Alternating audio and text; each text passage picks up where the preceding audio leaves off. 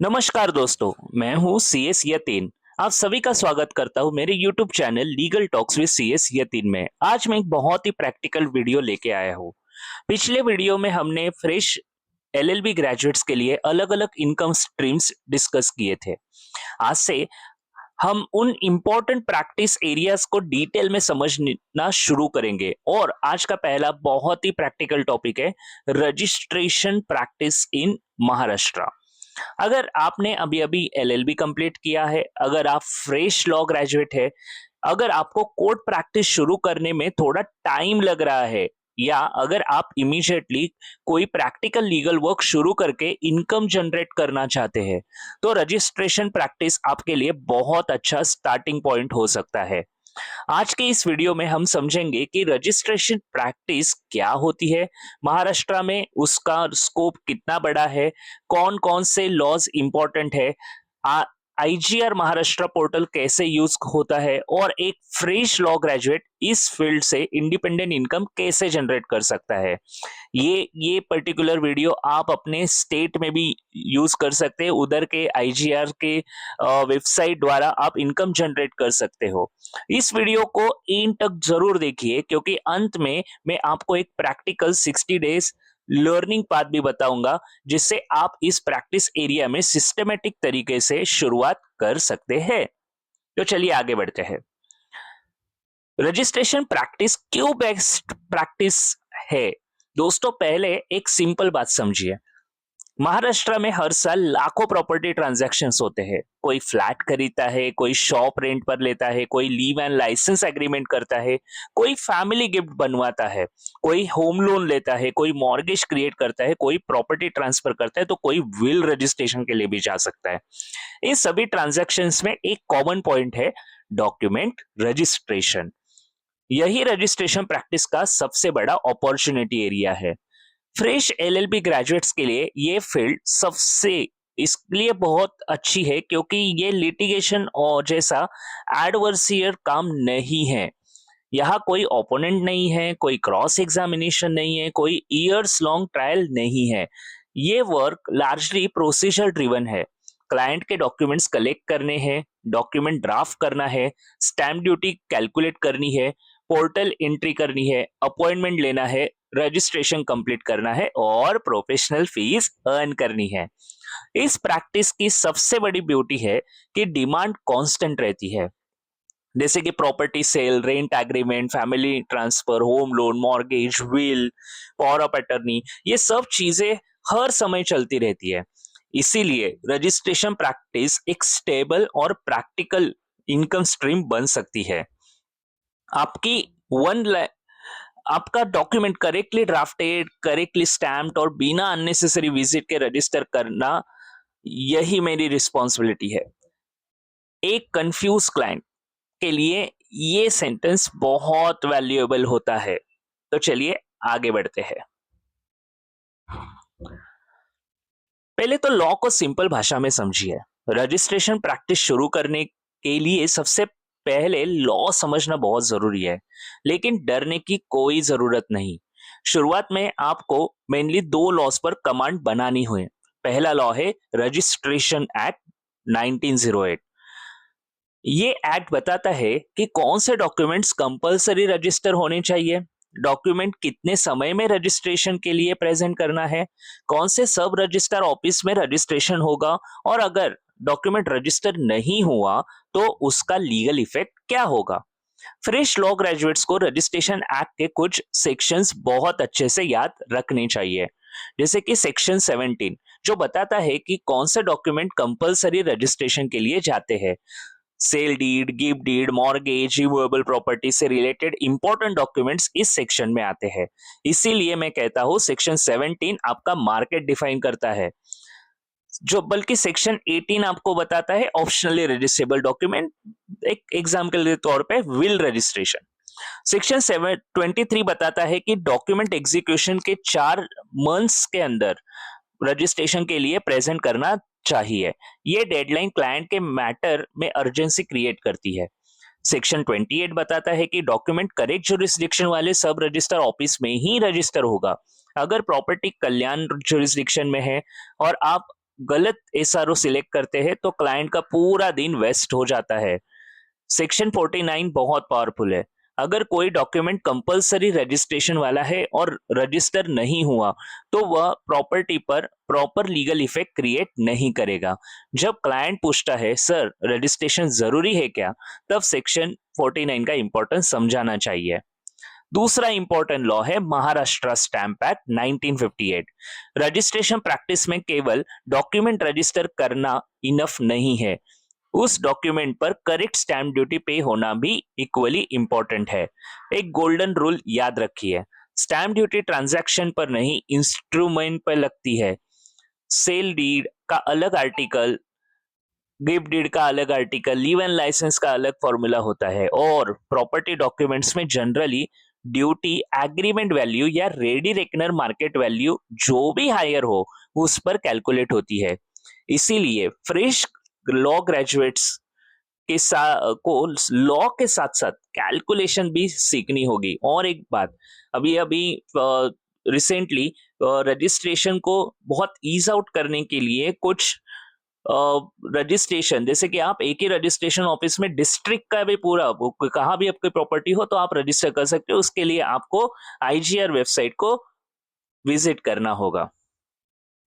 तो चलिए आगे बढ़ते हैं, स्टैंप ड्यूटी के बारे में समझते हैं। स्टैंप ड्यूटी और क्लाइंट का पहला क्वेश्चन जो आता है रजिस्ट्रेशन प्रैक्टिस में, क्लाइंट का सबसे कॉमन क्वेश्चन होता है सर टोटल खर्चा कितना आएगा। अगर आपको इस क्वेश्चन का कॉन्फिडेंट और करेक्ट आंसर देना हो आता है तो क्लाइंट आपको सीरियस प्रोफेशनल समझता है। मुंबई, ठाणे, पुणे, नवी मुंबई, नागपुर जैसे एरियाज में सेल ट्रांजैक्शन पर स्टैंप ड्यूटी रेट्स अलग अलग कंपोनेंट्स के कारण चेंज हो सकते हैं। कुछ जगह मेट्रो सेस होता है, कुछ जगह लोकल बॉडी टैक्स का इंपैक्ट होता है। ग्राम पंचायत एरियाज में रेट्स कंपैरेटिवली लोअर हो सकते हैं। गिफ्ट डीड में फैमिली ट्रांजैक्शन का बहुत इंपॉर्टेंस है। स्पेसिफाइड फैमिली मेंबर्स के बीच में रेसिडेंशियल और एग्रीकल्चरल प्रॉपर्टी गिफ्ट करने पर महाराष्ट्र में कंसेशनल ड्यूटी का बेनिफिट मिल सकता है। ये एक बहुत पावरफुल एडवाइजरी पॉइंट है क्योंकि कई families unnecessarily sale transaction structure कर देती है और ज्यादा स्टैंप ड्यूटी पे करने को रेडी हो जाती है। लीव एंड लाइसेंस एग्रीमेंट का फॉर्मूला अलग है। इसमें रेंट, नॉन रिफंडेबल डिपॉजिट और रिफंडेबल डिपॉजिट पर नोशनल इंटरेस्ट का कैलकुलेशन करके स्टैंप ड्यूटी निकाली जाती है। लेकिन एक प्रोफेशनल रूल हमेशा याद रखिए, कभी भी स्टैंप ड्यूटी मेमोरी से कोट मत कीजिए। पोर्टल ओपन कीजिए, कैलकुलेटर यूज कीजिए, कंप्यूटेशन का स्क्रीनशॉट रखिए और क्लाइंट को रिटर्न एस्टिमेट दीजिए। आपकी क्रेडिबिलिटी इसी से बनेगी। आप एक्सेल का भी यूज कर सकते हो। एक बार ब्रोकर्स और क्लाइंट्स को कॉन्फिडेंस हो गया कि आपका कैलकुलेशन बहुत एक्यूरेट होता है तो आपको रिपीटेड रेफरल्स मिलना शुरू हो जाएगा। आगे बढ़ते हैं, आईजीआर महाराष्ट्र पोर्टल आपका डिजिटल ऑफिस है। आज रजिस्ट्रेशन प्रैक्टिस का हार्ट है आईजीआर महाराष्ट्र पोर्टल, जो कि स्टेट ऑफ महाराष्ट्र के लिए और रिस्पेक्टिव स्टेट्स के लिए उनके उनके आईजीआर के पोर्टल हो सकते हैं। फ्रेश लॉ ग्रेजुएट को इस पोर्टल को अपना डिजिटल ऑफिस समझना चाहिए। जिस दिन आपको ये पोर्टल कॉन्फिडेंटली ऑपरेट करना आ गया उस दिन आपने रजिस्ट्रेशन प्रैक्टिस का प्रैक्टिकल फाउंडेशन बिल्ड कर लिया, ऐसा समझ लीजिए। आईजीआर पोर्टल पर कई इंपॉर्टेंट टूल्स कनेक्टेड है, जैसे कि EASR, ready reckoner, stamp duty calculator, GRAS payment, public data entry, e step in appointment, e search and index two, leave and licence online registration, notice of intimation e filing, adjudication portal, refund module, model dates और SRA locator वगैरह वगैरह। हर tool एक skill है और हर skill एक earning opportunity है। अगर आप ईएएसआर सीखते हैं तो वैल्यूएशन एस्टिमेट सर्विस दे सकते हैं। अगर आप स्टैम्प ड्यूटी कैलकुलेटर और ग्रास सीखते हैं तो ड्यूटी पेमेंट असिस्टेंस दे सकते हैं। अगर आप पीडीई और ई स्टेपिंग सीखते हैं तो रजिस्ट्रेशन डे मैनेजमेंट कर सकते हैं। अगर आप ई सर्च और इंडेक्स 2 सीखते हैं तो टाइटल सर्च सपोर्ट दे सकते हैं। और अगर आप लीव एंड लाइसेंस सीखते हैं तो मंथली रेगुलर इनकम जनरेट कर सकते हैं। इसीलिए आईजीआर पोर्टल को केवल गवर्नमेंट वेबसाइट मत समझिए, इसे एक प्रोफेशनल इनकम टूल समझिए। EASR, रेडी रेकनर और स्टैम्प ड्यूटी कैलकुलेटर। सबसे पहला इंपॉर्टेंट टूल है EASR, जिसको कहेंगे एनुअल स्टेटमेंट ऑफ रेट्स, जिसे कॉमन लैंग्वेज में रेडी रेकनर भी कहा जाता है। क्लाइंट आपके पास आएगा और बोलेगा, सर मैं 80 लाख का फ्लैट परचेस कर रहा हूं, स्टैम्प ड्यूटी कितनी लगेगी? आपको तुरंत अंदाजे से आंसर नहीं देना है। पहले प्रॉपर्टी का district, taluka, village, zone, CTS number, survey number और प्रॉपर्टी का यूज आइडेंटिफाई करना है। जैसे कि रेसिडेंशियल है या कमर्शियल है, शॉप है, ऑफिस है, इंडस्ट्रियल है या ओपन लैंड है। रेडी रेकनर में रॉन्ग जोन सिलेक्ट करना सबसे कॉमन मिस्टेक है। अगर जोन गलत तो वैल्यूएशन गलत, वैल्यूएशन गलत तो स्टैम्प ड्यूटी गलत, स्टैम्प ड्यूटी गलत तो रजिस्ट्रेशन में ऑब्जेक्शन आ सकता है। इसीलिए EASR रीडिंग रजिस्ट्रेशन प्रैक्टिस की कोर टेक्निकल स्किल है। इसके बाद आता है stamp duty calculator. Manual calculation समझना बहुत जरूरी है, लेकिन फाइनल कंफर्मेशन पोर्टल कैलकुलेटर से लेना चाहिए। इंस्ट्रूमेंट टाइप सिलेक्ट कीजिए, जैसे कि sale, gift, mortgage, leave and licence, release deed. Jurisdiction select कीजिए, एग्रीमेंट वैल्यू और मार्केट वैल्यू एंटर कीजिए, पोर्टल ड्यूटी कैलकुलेट करेगा। यहां से फ्रेश ग्रेजुएट एक स्मॉल बट यूजफुल सर्विस शुरू कर सकता है, valuation and duty estimate practice. Buyer deal sign करने से पहले टोटल गवर्नमेंट कॉस्ट जानना चाहता है। आप 500 रुपए से 1,500 रुपए तक चार्ज करके प्रॉपर रिटर्न एस्टिमेट दे सकते हैं। ये छोटा काम आगे जाकर sale deal registration, title search या एग्रीमेंट ड्राफ्टिंग का बड़ा काम दे सकता है।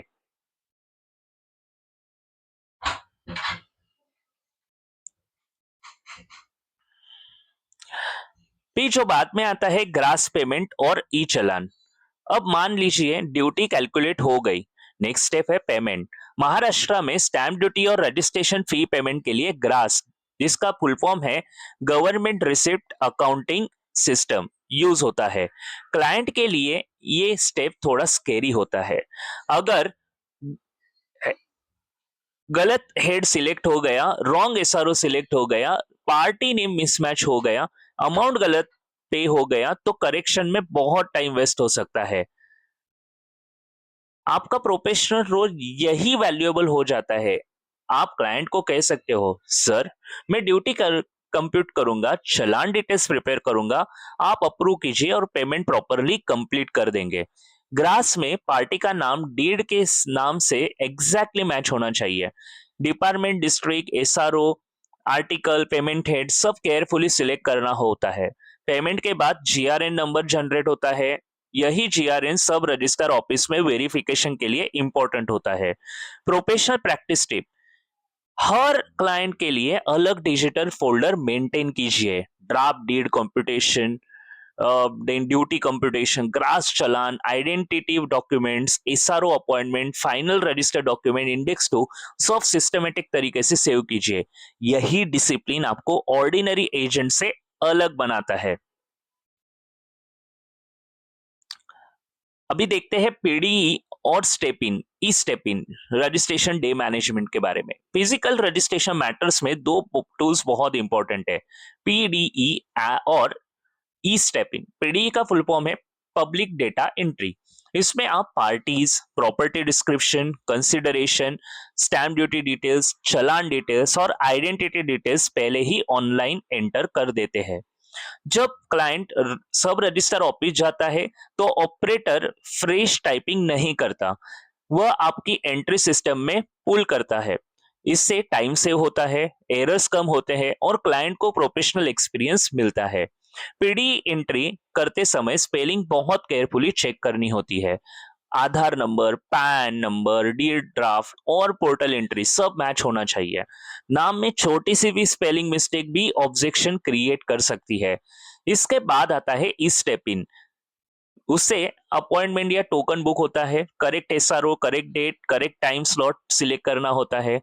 क्लाइंट आपको कॉन्फिडेंटली बोल सकते हैं, ट्यूसडे 11:40 AM, एसआरओ ठाणे 2, ये ओरिजिनल्स लेकर आइए, 1 घंटे में काम कंप्लीट हो जाएगा। आप इसको एक पैकेज बना सकते हैं, रजिस्ट्रेशन डे मैनेजमेंट पैकेज। देखो, मार्केटिंग करना बहुत इंपॉर्टेंट है, आपका ब्रांड बिल्डिंग बहुत इंपॉर्टेंट है। इसमें PD, step in, document checklist, party briefing, SRO और रिसिट कलेक्शन इंक्लूड कर सकते हैं। इसका प्रोफेशनल फीस आप 1,500 से 3,000 तक चार्ज कर सकते हैं, ड्राफ्टिंग फीस के अलावा।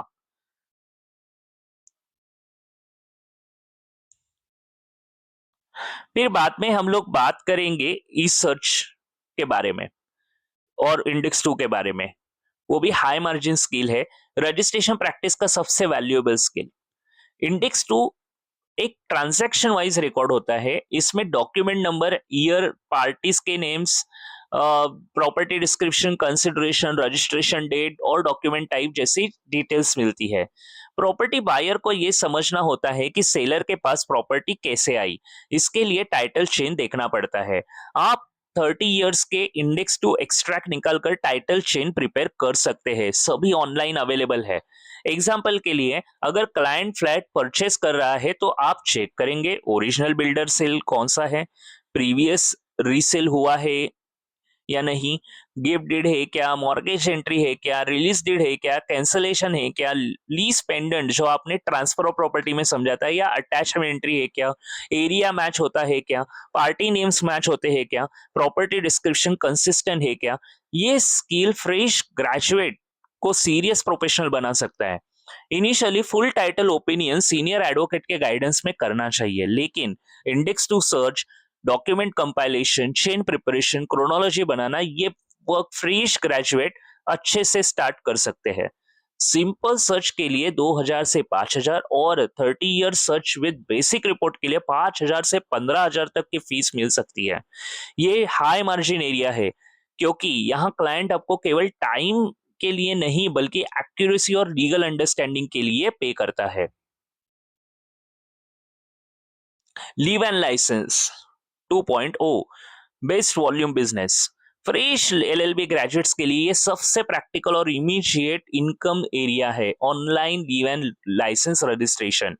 महाराष्ट्र में लीव एंड लाइसेंस एग्रीमेंट का रजिस्ट्रेशन मैंडेटरी है। हर rented flat, rented shop, office, commercial premises सभी में प्रॉपर एग्रीमेंट और रजिस्ट्रेशन की रिक्वायरमेंट होती है।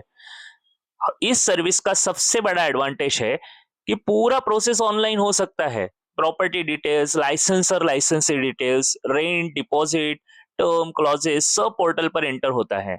स्टैम्प ड्यूटी सिस्टम कैलकुलेट करता है, पेमेंट ऑनलाइन होता है, आधार ओटीपी या बायोमेट्रिक वेरिफिकेशन के बाद रजिस्टर्ड एग्रीमेंट डाउनलोड हो जाता है।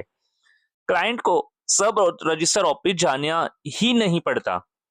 यही कन्वीनियंस आपकी प्रोफेशनल फीस जस्टिफाई करता है। बट कभी कभी क्लाइंट चाहते हैं कुछ डॉक्यूमेंट्स सब रजिस्टर ऑफिस में रजिस्टर हो, तो आप कर सकते हो। आप एक end to end leave and licence package बना सकते हैं। Document checklist, terms finalisation, online entry, duty and fee payment, biometric और OTP coordination, register agreement download और क्लाइंट को समरी नोट। प्रोफेशनल फीस 1,000 से 2,500 तक पर एग्रीमेंट हो सकती है, उस और उससे भी ज्यादा। गवर्नमेंट चार्जेस अलग।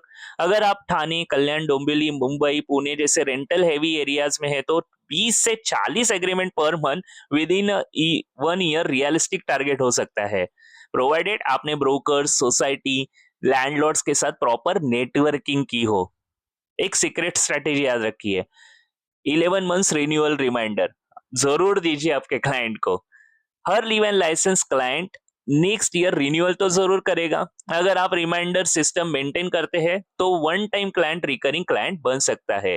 इसके लिए क्या जरूरत है, एक लैपटॉप, एक बायोमेट्रिक सिस्टम की एक जरूरत होगी। एनओआई ई filing quite monthly income. Okay, अब एक लेस डिस्कस लेकिन बहुत यूजफुल एरिया के बारे में जानते हैं, notice of intimation.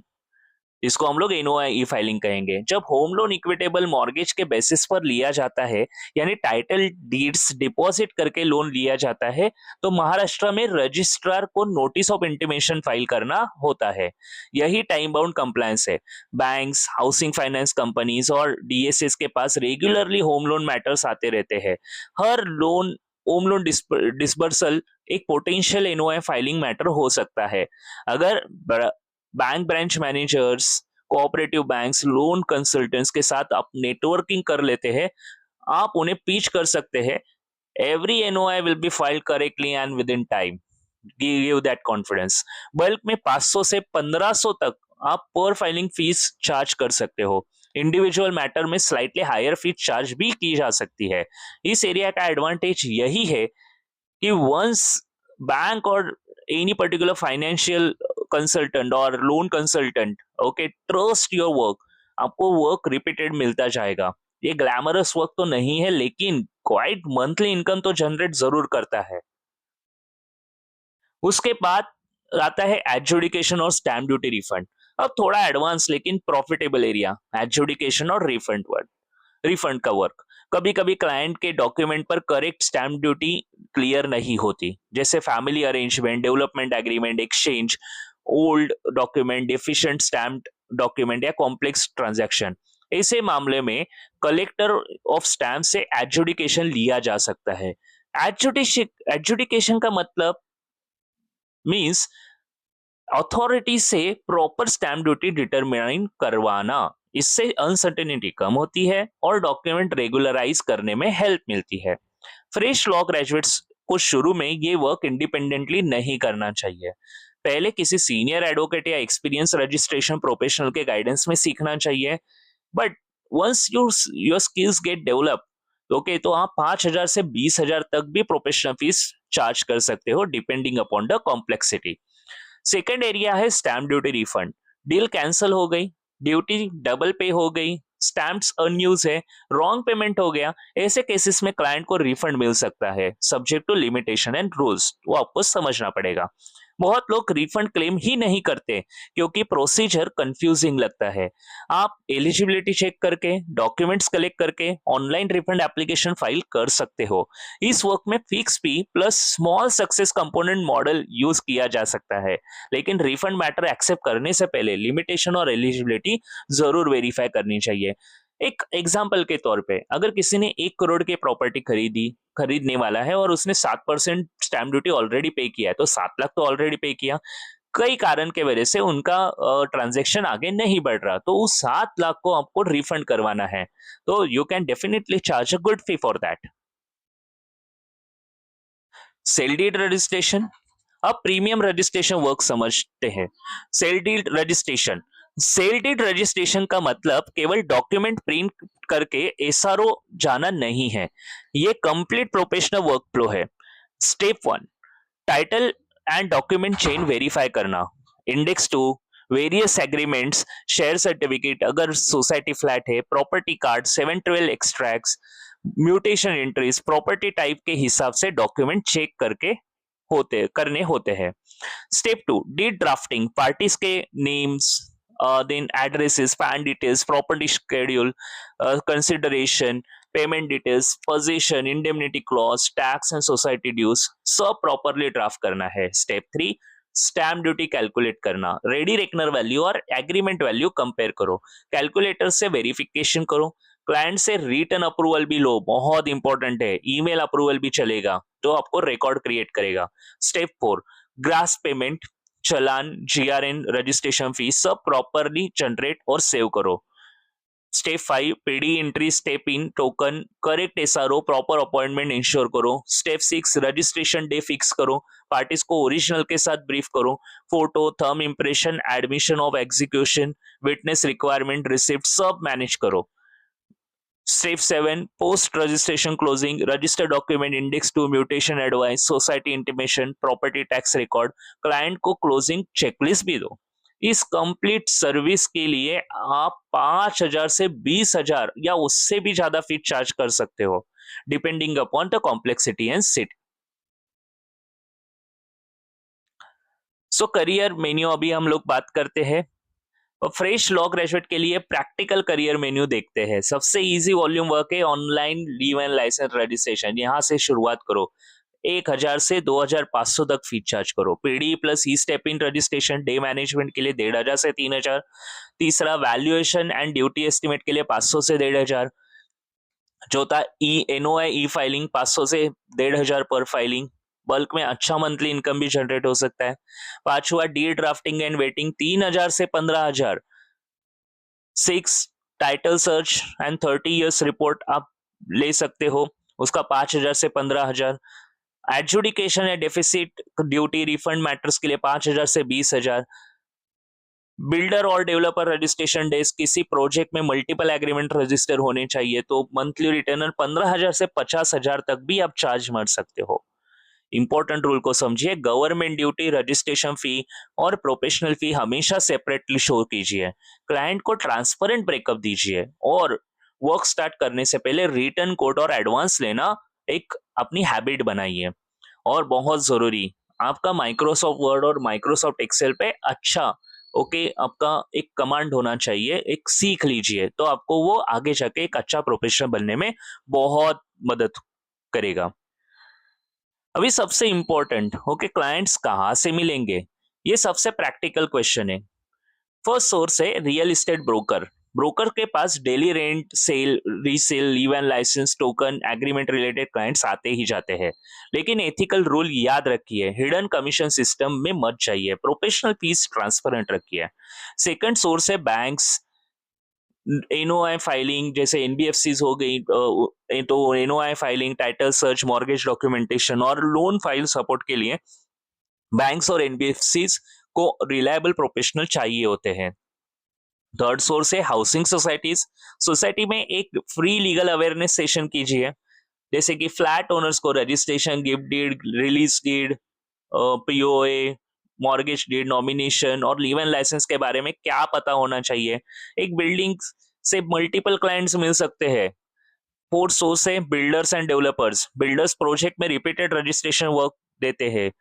Fifth source है सीएस, टैक्स प्रैक्टिशनर्स। उनके क्लाइंट्स को gift deed, family arrangement, property transfer और डॉक्यूमेंटेशन सपोर्ट चाहिए रहता है। फिर बाद में senior advocates, many seniors they provide drafting, search, PD और डॉक्यूमेंट कंपाइलेशन वर्क, वो आउटसोर्स करते हैं। आपको केवल एक चीज प्रूव करनी है, रिलायबिलिटी। जो बोला वो टाइम पे करेक्ट, डॉक्यूमेंटेड और प्रोफेशनल मैनर में डिलीवर करना है।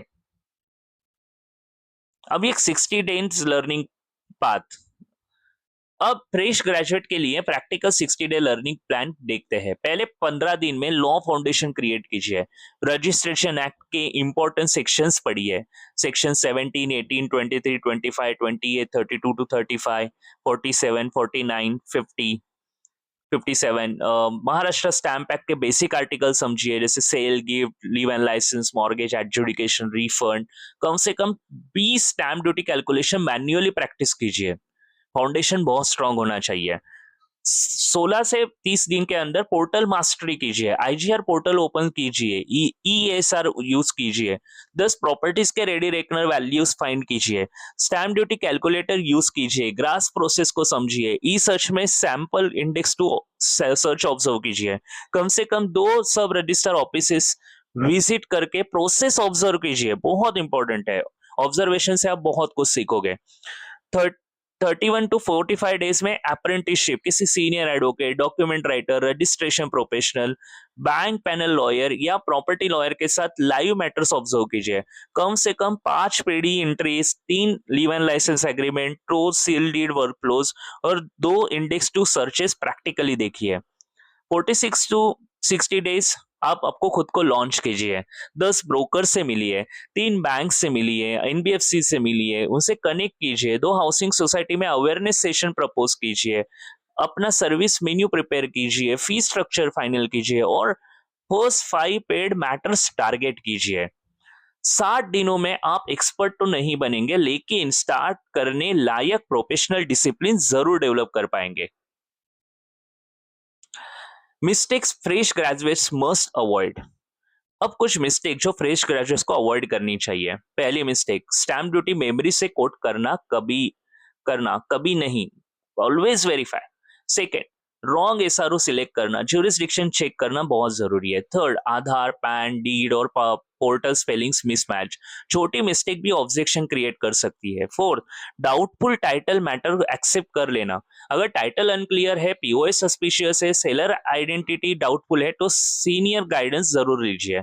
फिफ्थ, अंडर वैल्यूएशन या कैश कंपोनेंट में असिस्ट करना, ये डेंजरस है, एक रॉन्ग मैटर पूरा करियर डैमेज कर सकता है। सिक्स, गवर्नमेंट चार्जेस और प्रोफेशनल फीस मिक्स करना, always keep it separate. Seventh, oral commitment, everything should be in return, email communication का यूज ज्यादा कीजिए। एट, अनरियलिस्टिक प्रॉमिस, क्लाइंट को कभी मत बोलिए 100% हो जाएगा, प्रॉपर लाइन होगा ये हो सकता है subject to document verification and department process, I will professionally assist you. Professional reputation धीरे धीरे बनती है लेकिन एक मिस्टेक डैमेज हो सकती है।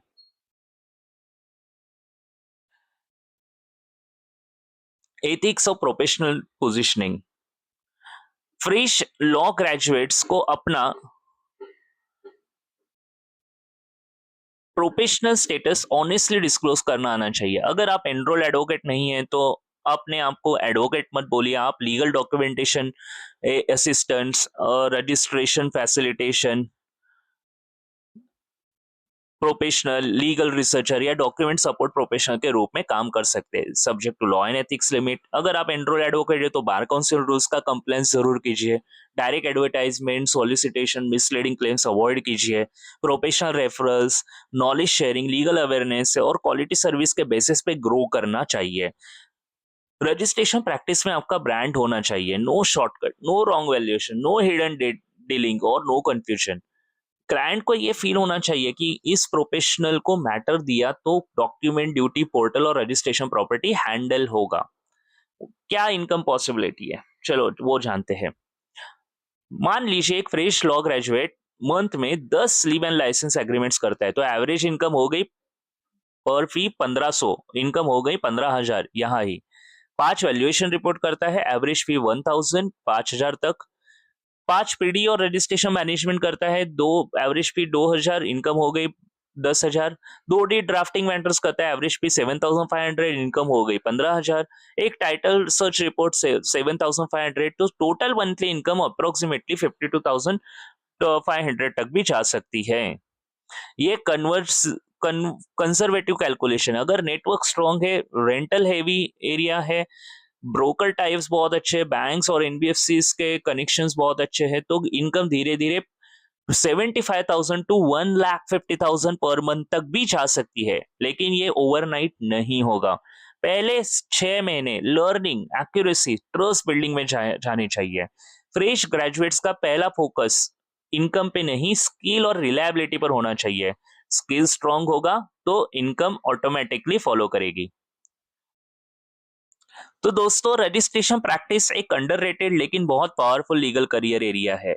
हर लॉ ग्रेजुएट इमीडिएटली कोर्ट में आर्ग्यू नहीं कर सकता, हर किसी को कॉर्पोरेट जॉब इमीडिएटली नहीं मिल सकती, लेकिन जो स्टूडेंट प्रैक्टिकल लीगल वर्क सीखना चाहता है, क्लाइंट हैंडलिंग सीखना चाहता है, ड्राफ्टिंग इंप्रूव करना चाहता है, पोर्टल बेस्ड प्रोफेशनल सर्विस देना चाहता है, उसके लिए रजिस्ट्रेशन प्रैक्टिस एक एक्सेलेंट स्टार्टिंग पॉइंट हो सकता है। इस फील्ड में 3 चीजें याद रखिए, law, portal and discipline. Law समझिए, registration act, Maharashtra stamp act. Portal समझिए, आईजीआर महाराष्ट्र इकोसिस्टम। डिसिप्लिन रखिए, return code, correct calculation, proper documentation और एथिकल वर्क। आपका गोल केवल डॉक्यूमेंट रजिस्टर करना नहीं है, आपका गोल क्लाइंट को सर्टेनिटी देना है, और रजिस्ट्रेशन प्रैक्टिस में प्रोफेशनल को पैसा सर्टेनिटी के लिए मिलता है, कंफ्यूजन को क्लैरिटी में कन्वर्ट करने के लिए मिलता है। अगर आप फ्रेश लॉ ग्रेजुएट है तो आज ही आईजीआर पोर्टल साइट को ओपन कीजिए, ईएसआर एक्सप्लोर कीजिए, स्टैम्प ड्यूटी कैलकुलेटर देखिए, इंडेक्स 2 समझिए और अपना 60 डेज प्लान बनाइए। अगर आपको चाहिए कि मैं नेक्स्ट वीडियोस में कुछ ऐसे डिटेल वीडियो लाता रहूं तो जरूर मिलेंगे नेक्स्ट ऐसे ही वीडियो में। तो इस वीडियो में ओके, हम लोगों ने जाना महाराष्ट्र रजिस्ट्रेशन प्रैक्टिस। आप मुझे लगता है कि जरूर आपको ये वीडियो पसंद आई होगी, हेल्पफुल लगी होगी। तो प्लीज, अगर आपको ये वीडियो अच्छी लगी है, ओके, और आपको लगता है कि आप इससे कुछ इनकम जनरेट कर सकते हो, तो please do subscribe to my YouTube channel legal talks with CSS, like the video, share the video for with the needy fresh law graduates. And अगले वीडियो में मिलते हैं कुछ नए टॉपिक्स के साथ, तब तक के लिए धन्यवाद।